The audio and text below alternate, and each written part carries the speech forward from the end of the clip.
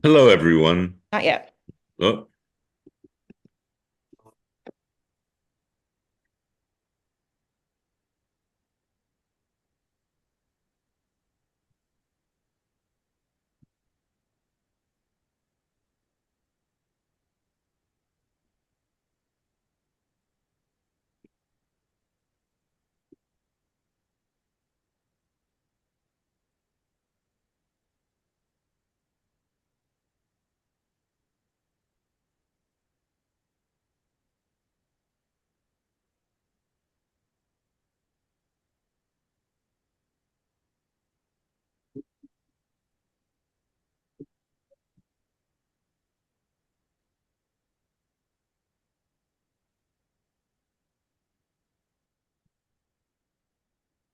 okay.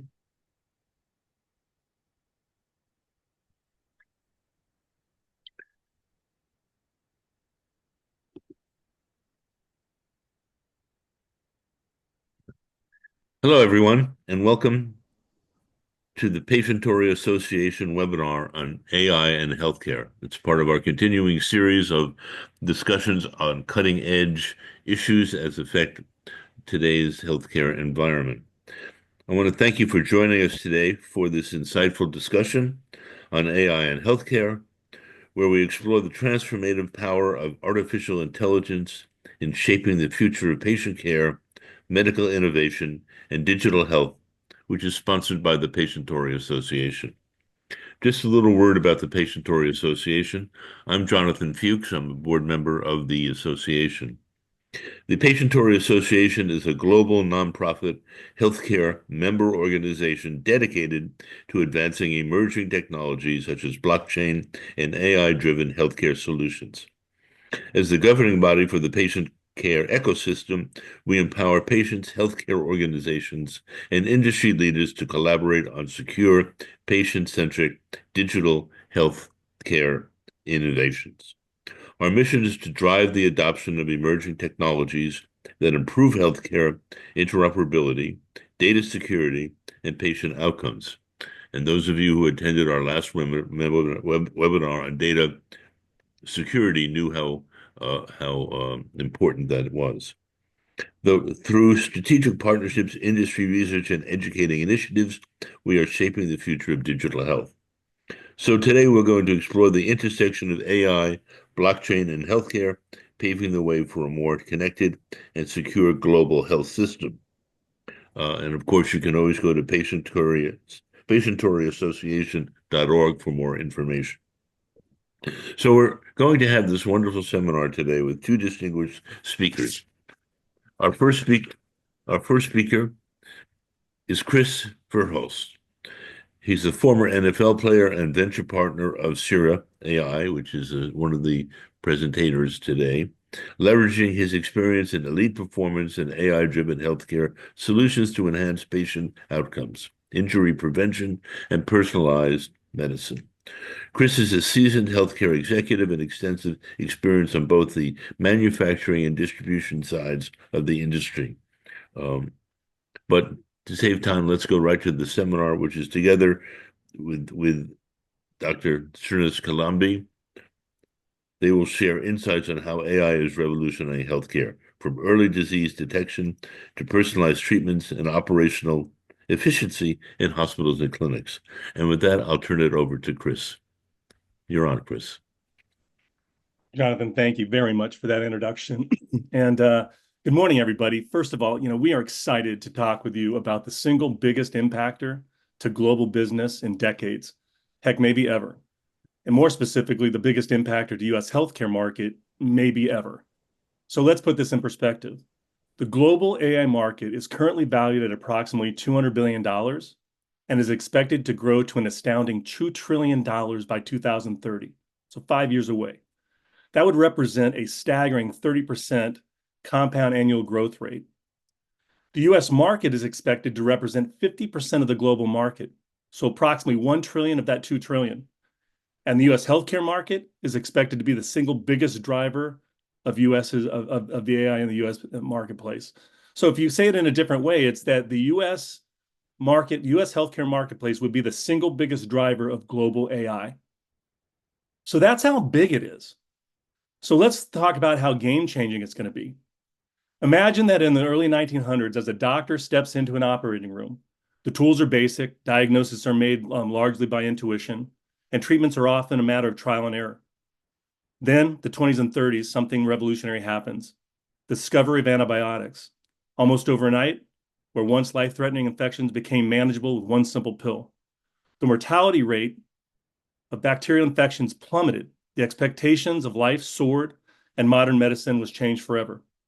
Now, fast forward to today, healthcare is once again at the brink of another transformation, this time powered by artificial intelligence. Just as antibiotics didn't replace doctors, but rather gave them the ability to save more lives, AI isn't here to replace healthcare professionals, but instead acts as the most powerful tool they've ever had.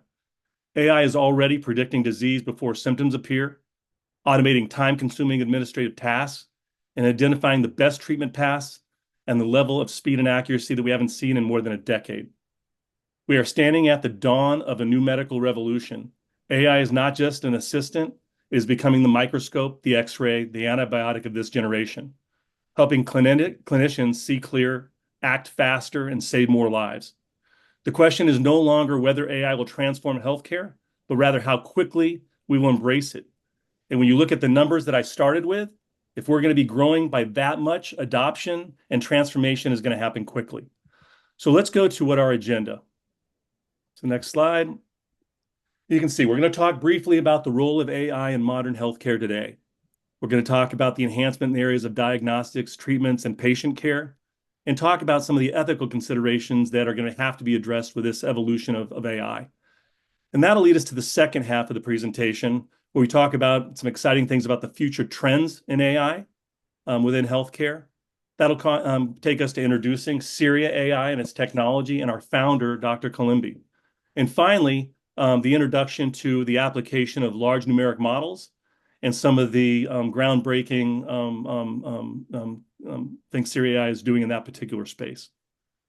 So let's move on. Let's start off with the role of AI in modern healthcare, specifically around the areas you see on the page here: enhancing efficiencies, improving patient outcomes, optimizing operations, ultimately leading to reducing costs, and the impact AI has on population health. So let's just briefly talk about enhancing efficiency. We are seeing automated medical documentation. That's that speech-to-text transcription, or that chat GTP coefficient of it. So that's where you can speak into it and get an answer back, at least directionally accurate. We're seeing how that's impacting smart scheduling and patient flow management, where AI is optimizing appointment scheduling. We're seeing the impact of AI-powered virtual assistants and chatbots. I think back about my first experience with the virtual assistants. That was Wells Fargo 25, 30 years ago. When you go online, couldn't reach somebody, went through a frustrating prompt process, only to find out your questions weren't answered. That is very different than what we're experiencing today with the efficiencies of these chatbots. That leads us to improving patient outcomes and specifically the earlier detection of disease states. Advanced algorithms like we're seeing with Sriya.AI analyzes medical images, lab results, and patient records to detect diseases earlier and faster than ever before. You'll see an example of that where Sriya.AI tackled sepsis diagnosis. As we all know, sepsis has a 25% mortality rate, so 1 out of 4 people will die. So with early diagnosis of sepsis, you can imagine the impact this is going to make. That leads us into optimizing operations, where AI is enhancing hospital workflow, scheduling, and resource allocation. It's transforming hospital operations by eliminating inefficiencies, optimizing staff utilization, ensuring critical resources are available when and where they're needed, ultimately leading to better patient care and total cost savings. So we're seeing hospitals optimize emergency department workflows, reducing patient wait times and improving care coordination. And you'll see some areas where Sriya.AI is affecting that.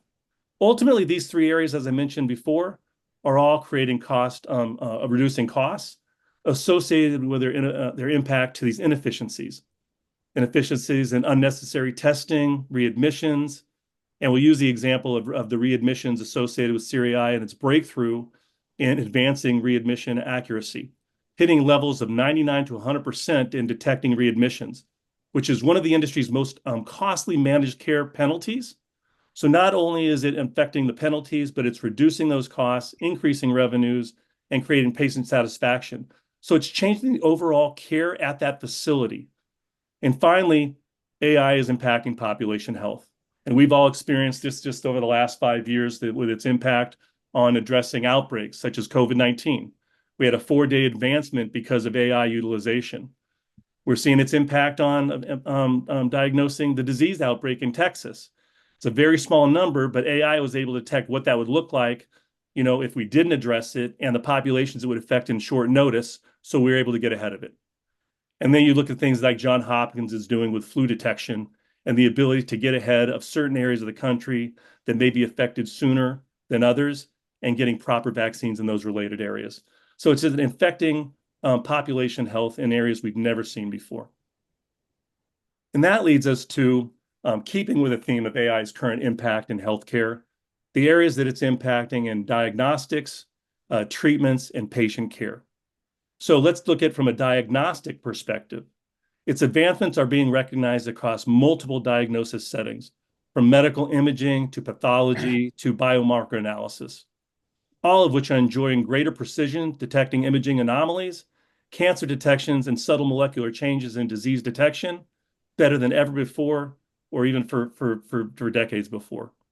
And that leads us to the treatments. And I can tell you from a personal experience within this last year, in going through a cancer situation where we're talking about drug discovery, personalized medicine, and even guided radiation, where I had a family member, much like all of us, we're all dealing with it, had somebody who went through a rare cancer situation a little over a year ago, a rare form of leukemia, to the point where AI was used to detect the rare form of leukemia based on early symptoms, was able to determine a drug therapy platform to determine a experimental drug that would be used in the process, able to use AI technology to drill that drug down into, my family members' DNA, their family history, making it personalized. And finally, when, going through this exhaustive process, they actually did have to go to radiation therapy.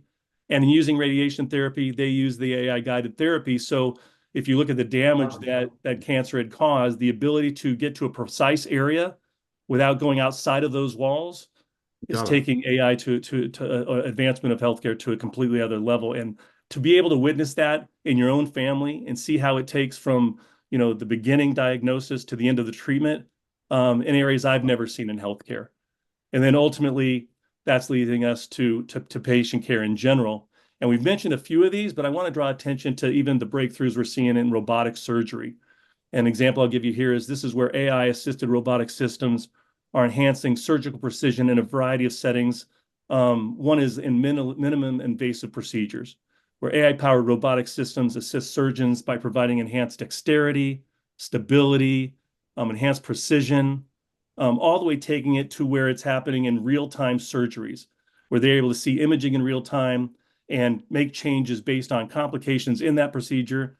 I look back right now with my own family and I think about, the dentist that I'm going to. And I'm not going to go to a dentist that doesn't have the advanced technology, the 360 imaging that we're seeing out there. This is going to be the same thing when it comes to us as consumers choosing healthcare. We're all going to be looking for where they have these advanced technologies using AI, communicating to us as consumers and patients about it. That's just going to be the requirements going forward and allowing for that increased adoption we talked about. So let's move forward to some of the ethical considerations that all these change and all these transitions are driving. You start off in the upper left-hand side where we talk about minimizing bias. What that has to do with is we're early stages of AI, and we're seeing that some of the models pulled out are leading to hallucinations or leading to some inaccuracies. And largely that has to do with the models that we're pulling out and the data we're using. And the broader the data, the more data we can use that crosses over from gender to populations to geographies are going to make this less biased and more predictable and more accurate. And we'll talk about that in the second half of the presentation. And that leads us to some of the security issues. And we've all heard about HIPAA or GDPR, which is the European Union of HIPAA, which talks about all of us as patients and consumers and wanting to make sure that as more data is being exchanged and trained for these models, and it's our data that's being used, are we paying attention to the protection of our consumer data and our patient data? And that leads to the far upper right-hand side, the need for transparent accountability. Why these AI tools will continue to make better and better decisions, it's going to be important that for patients, that the clinicians are able to talk to their patients about, why AI was used, how AI was used, and that's going to lead to that lower left-hand side, which is the trust, that trust between clinician, patient, consumer. And if you look at the advancements of AI, not just in healthcare, but the hospital executive suite is going to be talking AI. Clinicians are going to be talking AI. Patients are going to be talking AI. Consumers are going to be talking about AI. So the ability for in these healthcare settings for the clinicians to talk to their patients about AI utilization openly and transparently is going to have a big factor associated with developing trust and the advancements of AI moving forward. And then finally, we see the impact of regulatory compliance, both internationally and domestically. And as we advance in utilization, we're going to be making advanced decisions on changes in our regulatory compliance. So those manufacturers selling AI, those healthcare C-suite decision makers utilizing AI, needing to all make sure that we're holding each other accountable for remaining compliant with regulatory. And so that will lead us into some exciting things as we begin to transition to the second half of the presentation, which is what are the future trends in AI? And so we'll just hit on a couple here. We talked about the first one, which is the widespread AI adoption. And again, you go back to the numbers from 2 billion to 2 trillion over the next 5 to 6 years. We're going to see widespread adoption, largely driven by what you see in that second placard, which is return on investment transparency. If you look at Sriya.AI's logo in the upper left-hand side here, you talk about, return on investment with AI. And in order to get adoption and utilization, people who are developing the AI tools are going to have to be able to show, you as the executives in healthcare, decision makers adopting this technology, what is that cost going to be? What is the cost of utilization? What is the training going to be? When will I see return on investment in my expenditures, in patient outcomes? And so the ability for those introducing AI technology, the ability to show return on investment is going to be key. And again, you'll see how Sriya.AI is addressing that. That moves into what we saw 10 years ago, which is a workforce shortage in providers, clinicians, nurses, staffing. And we're already starting to see the impact on some of the things I mentioned earlier with some of the efficiencies that AI is bringing and ability to help that work staff shortage. So that's happening as we speak, only going to get bigger with adoption. And that leads us to placard number 4 here, which we begin to see the transition from prediction to personalized and preventive medicine. That's the whole hockey statement of skating behind the puck or skating to the puck. We're going to be able to start to skate to the puck. We're going to be able to get ahead of this with some of the breakthroughs that we're seeing in the AI technology. And ultimately, that leads us to the far right-hand side, which is new emerging developments, much like you'll see with the Siri.AI advantages to AI and large numeric modeling. And so let's begin to move into that transition and talk a little bit about, Siri.AI as I begin to make this handoff. And so you see that it was founded in 2020 with the purpose of pioneering large numerical modeling and advancing large numeric model in terms of being able to bring greater accuracy to industry. And that leads us to the upper right-hand side, which is proprietary Sriya.XI algorithms. On top of that large numeric technology is leading to where you see the first ever AI engine built with large data and numeric industries taken into consideration. So not only is this technology advancing healthcare, but it's advancing other numerical sensitive industries like financials, industrials, and supply chain. And then ultimately, this is leading to where we're patenting this technology and we're going to share this technology as we move forward. And with that, I'm going to make a quick introduction to our guest speaker, Dr. Srinivas Kilambi. And as you can see from an educational background, attended the MIT of India in the India Institute of Technology, holding advanced degrees in environmental engineering, chemical engineering, and financial analytics. Professional achievements, he has been the founder and developer of 2 companies, and those 2 companies are still alive and going. He's been executives at two of the largest companies in the world, two of the leading chemical companies in India. Has been recognized as Entrepreneur of the Year for India, came stateside, was recognized as Entrepreneur of the Year for Atlanta, Georgia, prestigious acknowledgments from the World Economic Forum of Health. And then you see the early interest in advancing technologies in AI and a pioneer in developing breakthrough technologies like you're going to learn right now as we transition into describing large numeric models. When that, I'll hand it over to you, Dr. Right. Kilambi. Thank Chris, you. this is Jonathan. May I interject one point? If there are any questions, please put them into the chat and we'll address them at the end of the presentation. Thank you. Go ahead, Hey, Dr. thanks. Kilambi. Yeah, thank you very much, Chris, for the introduction. Thanks, Chrissa and Jonathan, for organizing this. Very much appreciated. My name is Srinivas Kilambi, Atlanta-based startup deep tech company Sriya.AI's CEO and founder. So I'll just talk. So I think Chris mentioned a few things about me. One of the things which was not there is that I was also an AI faculty at Clarkson University from 2019 till 21, 22. And that actually began this journey. So I look at AI, before I begin about LNMs, let's go a little as to why exactly we're doing this. So I see AI or machine learning in particular as two parts. One, before November 2022 and one after. We know what happened on November 22. OpenAI came up with ChatGPT, which actually completely transformed um, the entire AI landscape. So prior to that, machine learning was based on numerical modeling, um, natural language processing, and conventional. And then we had the large language models, which basically were supposed to produce the most accurate results for anything and everything under the sun or moon, anytime, anywhere you want. 2.5 years later, um, the jury is still out. Nobody really knows how accurate they are. They use the word hallucination, which is a very glorified term for, in my humble opinion, or not so humble opinion, gross errors.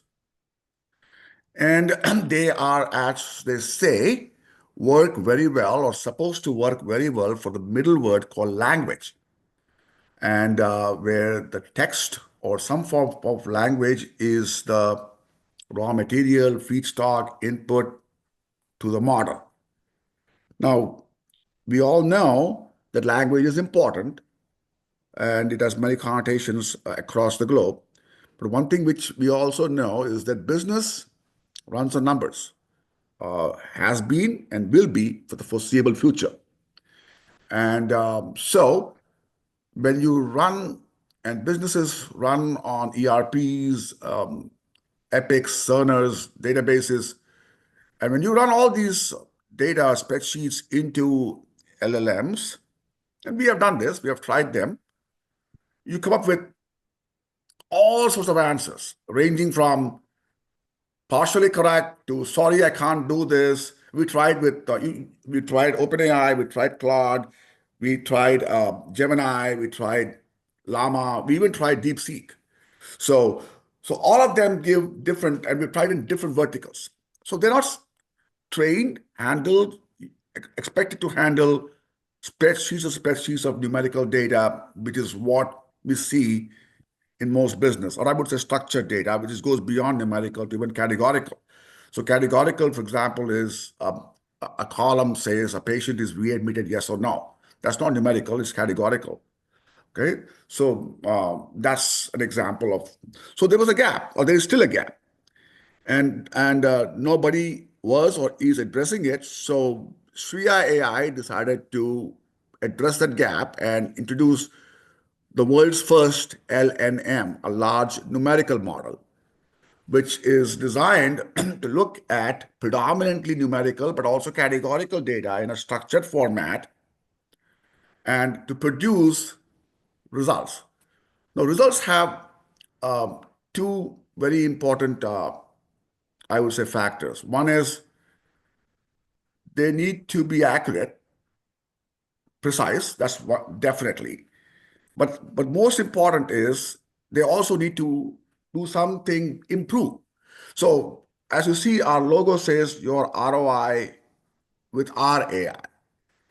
Now, if unless I'm wrong and something has changed, ROI only comes when you're able to have a better outcome at the end of an experiment or end of a run or end of a trial or a project before than when you began. So it could be, for example, reduction in readmissions rate. It could be a reduction in sepsis rate. It could be a reduction in costs. It could be anything. Okay? Reduction in employee attrition or an improvement in scheduling the nurses or the physicians' usability. It could be anything. But there has to be an X and a Y, where X is the current state, and I use mathematics a lot. So, and Y is the future, and Y is better or greater than X. I think that this whole piece is missing. So Sriya.AI focuses on this piece, is how to give ROI, which means we say, okay, can we take a technology and show and start from finding what is why? What is, for example, a hospital having readmissions of 15 to 16% today, unplanned? What is the goal they have in mind for next 3 years? They say, okay, we want to bring it down to 12 or below that. That's the start, which is a 25% reduction over, over 16%. So that's an ROI. So then we say, okay, can we achieve that ROI with Sriya.AI, a 25% reduction in 30 days unplanned readmissions from the current 16% on an average to 12% on an average over a potentially 1 to 3 year period? It's not going to happen overnight. So we begin backwards. This technology starts from the ROI and goes down. So we actually don't put the cart before the horse, and we put the more important to the outcome. So that's where this began, and we use what's called an LNM, and it's focused on numerical, and it's very curated, and it's trained, I would say, vertically and even use case wise. Why is it so important? So the reason why you see LLMs hallucinate is because they're training it on billions and billions of features or parameters. So, for example, if you are looking at healthcare readmissions data, why should the model know something about loan defaults in a financial world or a maintenance breakdown of a truck in a logistics world? Really, there's nothing in common there for learning. So you're trying to make the model over complex, overlearn, and so there is so much of, I would say, cross learning and in context wrong learning, which leads to hallucinations, and it produces errors. even if they don't produce errors in some rare or I would say mediocre cases, you are still trying to churn the ocean to produce 1 gallon of milk or whatever, nectar or whatever. We don't do that. So we focus on what is required. So healthcare LNM will only look at the data around the healthcare data sets as opposed to financial, as opposed to supply chain. So we build them curated. And that's why it has got really no accuracies of as high as 99.9% or more. Pretty happy to say that 2 of our papers, one on readmissions, is already published in Journal of Medical AI.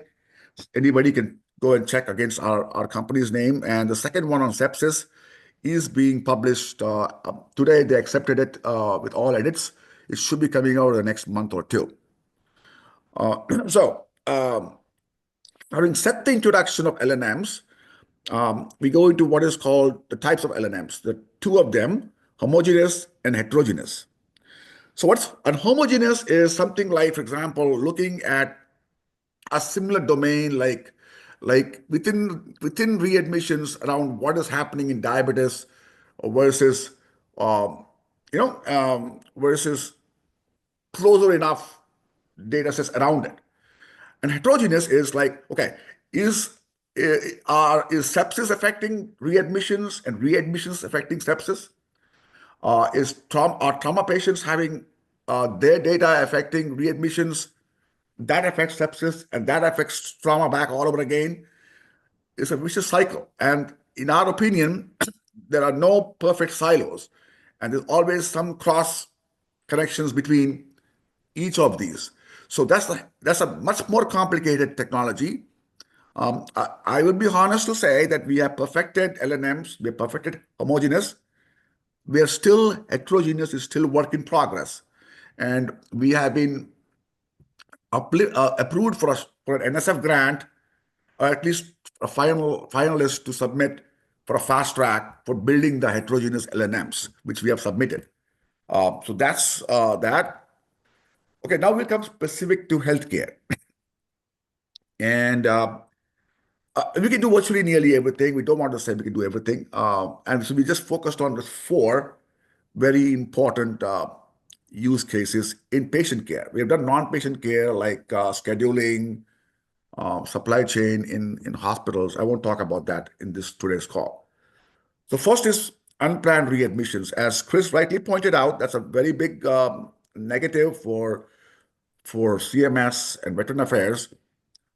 The chief information officer and the chief medical officers of VA and CMS live half a mile from my house in my own neighborhood, and they told me that the day we are able to solve this problem, it will make a big difference to healthcare in the United States, if not the whole world. This is about 3 years ago. That's what triggered my interest. The second is early sepsis detection. I'll be honest with you, I had no idea what sepsis was. I thought it was septic. I'm that dumb, so sometimes pardon me for that. And then I learned about what sepsis is or what through, and we have some very good chief medical officers who work in good hospitals like Dr. Cesar Gonzalez and Dr. Jim Keeney on our team, who are advisors, and they basically advise the company, and they educated somebody like me.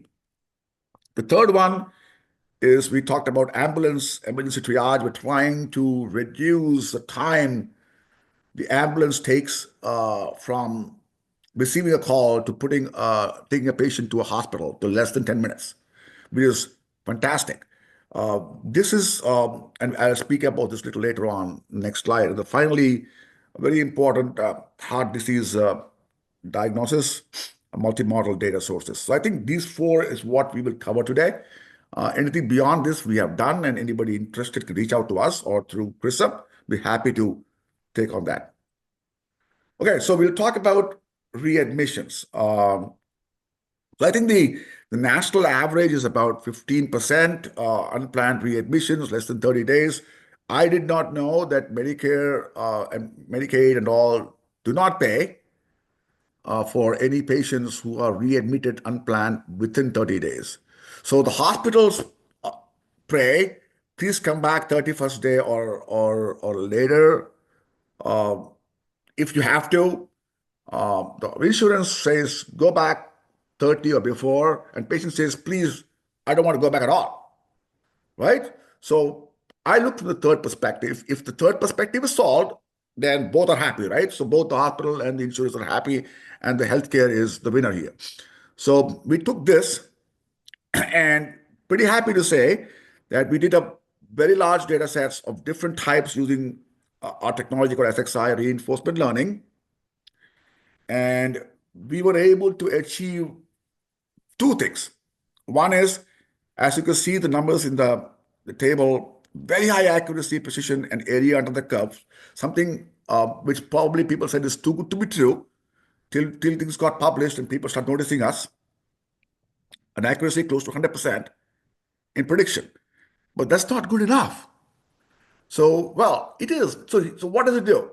So basically, if you have 100 new patients coming in, and let us say from that, 25 are identified as high risk, then if they can be taken better care of, and if 10 can be prevented, that's a big win, because you now are focusing on 25 or 20 rather than 100. So how is that achieved? One thing very important to know is that our technology is based on a scoring. So just like a credit score, where every individual who applies for a credit has a credit score based on all the features, and all those features represent everything ranging from how many loans you have to how many defaults you have, and a score of 850, which is close to what my score today is fantastic, and somebody with 550 is not. Our technology follows a similar pattern, and it actually creates what's called a score. In this case, a readmissions risk score. And each patient coming in will get a score. So in this case, we found out that, if I remember correctly, the number 1.16 was the cutoff. So anything above that, patients were not getting readmitted, and below are. So lower the number, the worse it is. So a new patient comes in, and based on their vitals and data, if the score is 0.8, what do you think is going to happen? Very likely this person is going to be readmitted, so they could be better care from the day one. That's how this technology works. And so we were able to show a 10% reduction in readmissions rate, and we were able to give the three important variables which cost. And we call this technology, or we filed a patent under a name called HURA, which stands for Hospital Unplanned Readmission Reduction Algorithm. It worked out pretty well, right? That's how we coined it. And it's already filed a patent called HURA, HURRA. Okay, so now HURA is done, we go to what's called the next one. And we go to what's called sepsis. Again, I would say if the readmissions cost per patient is $15,000 per patient, sepsis is over $40,000 a patient. Well, there are no penalized numbers yet, but doctors say it could, Medicare may bring this pretty soon. In that case, it'll be a double whammy, and it'll be a really bigger loss. So we were able to achieve somewhat similar, may not be as spectacular because we're not at 99.9, but 99.06. And the very important is that we actually compared this to a gold standard algorithm called Composer.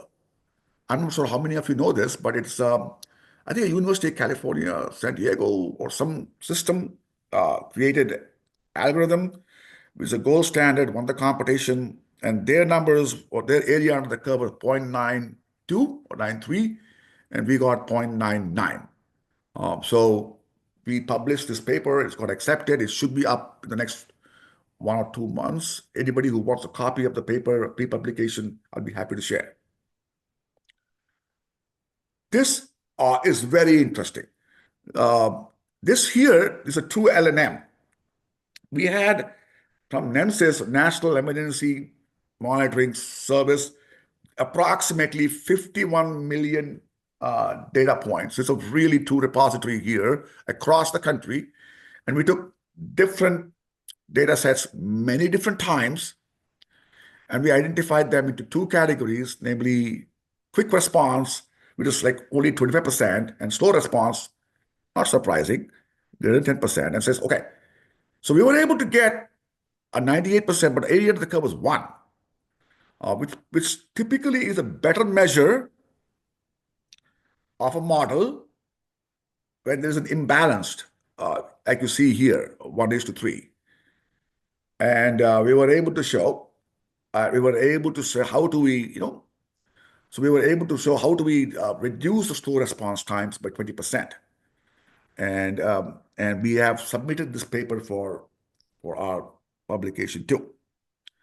Again, this was based on a true large numerical. We were able to predict blind in this, if I'm not, at least many different data. So one important thing about large numerical model is it's pre-trained, pre-validated, pre-tested.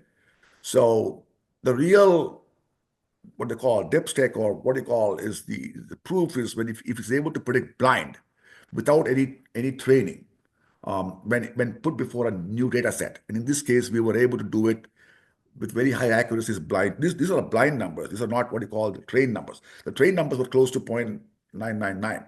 So That's what they are. And the last one in this case is heart care diagnosis. Again, the numbers look again more or less similar, plus or minus 1-2%. It's like preventing heart disease. So one of the very important factors of Sriya.AI is not only do we predict, we also tell what to do, and more important, what not to do. From a data perspective, to get your targeted outcome. In this case, 20% reduction in heart disease or ambulance services. In my opinion, sometimes it's more important to know what not to do than what to do. But what to do may be very obvious. Not to do is not that obvious. And we show both paths, and it is not magic. So if and when implemented with a certain lag time, it will go through the particular thing. Those who are interested in knowing about Sriya's technology in a nutshell, it's based on a simple mathematics of a three-step methodology called SCORE, correlate, improve, predict and improve. So the first step I talked to you about is SCORE, right? So every time you have a heart disease risk score, sepsis score, every patient will get that in this case. Big deal. What do I do with the score? Uh, unlike in credit score, where we know that anything above 750 is great, there is no such yardstick here, right? So we create that.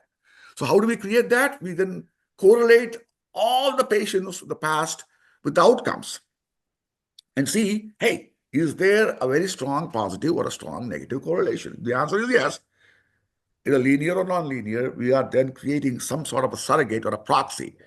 And this score now becomes a tunable proxy to the outcome. Outcome cannot be changed. You can't change an outcome. So you need something before. So that's what makes this very useful. Once you have a correlated score, it now becomes like a credit score. It has a meaning. So the 0.8 of readmission score for a patient shows a very high risk. 1.5, very safe person with a 99% accuracy. Who would not want that? And that is what this does. And then after that, it goes to prediction and improvement, what I talked about.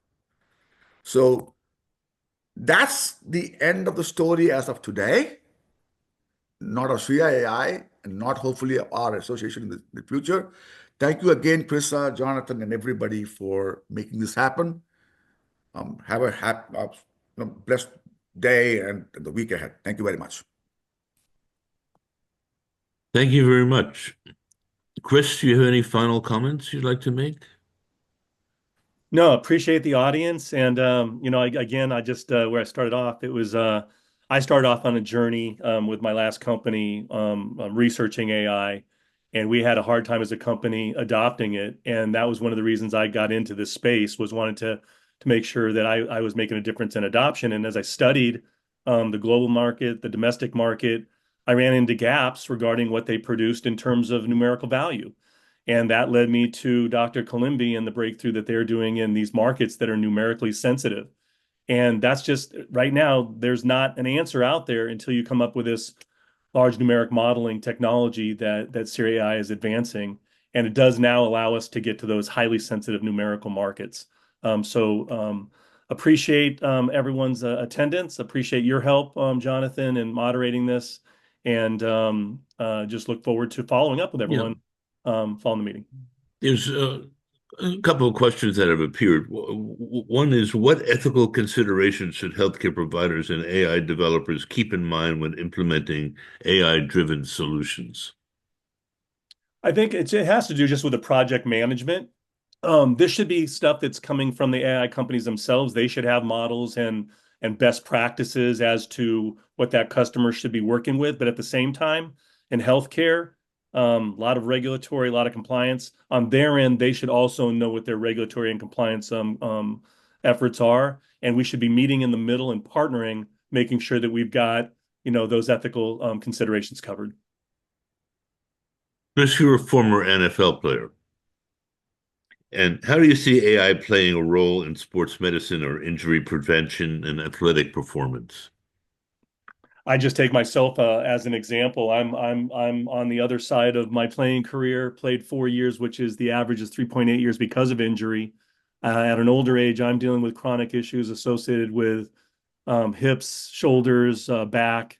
And you look at the advancements I mentioned in diagnostics, just as one example.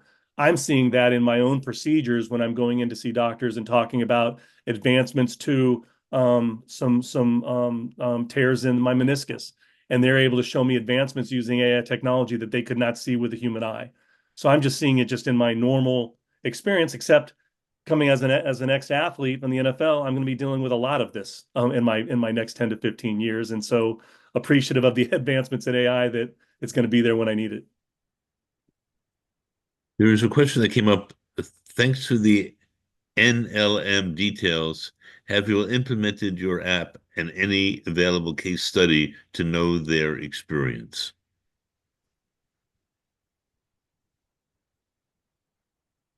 I do know that we're in the process of developing those tools, those advancement and apps to make it user friendly. So the technology is developed for the outcomes and the results, and now we're working on creating the apps in these certain segments to make it just the other end of it pull through user friendly. So those are And works in progress as we yeah, speak. so, okay. Are there any other questions? Well, I want to thank Chris and Dr. Kilambi for a very entertaining and informative presentation. Chris, I think your presentation overview was spot on. It was very well done and very clear, and I even understood it. So I want to thank you for that. Krista, if you're still on, is there anything else we need to talk about? I think we are good. Thank you, everyone, and stay tuned for our next webinar. And this will be available online, this presentation, Krista? Yes, everyone that's registered will have a copy emailed to them as well as available on YouTube Thank or you. patientoryassociation.org. Great. Well, thank you, everyone. This was quite a very important and very informative and entertaining. Not much, I don't want to say entertaining, but it was easy to track and understand. So thank you very much. It was well done. I Have appreciate a it. good rest of the Thank you, day, Jonathan. everyone. Thank you, Thank Goodbye. Chris. you. Good Thank you, day. Dr. Thank Quinn. you.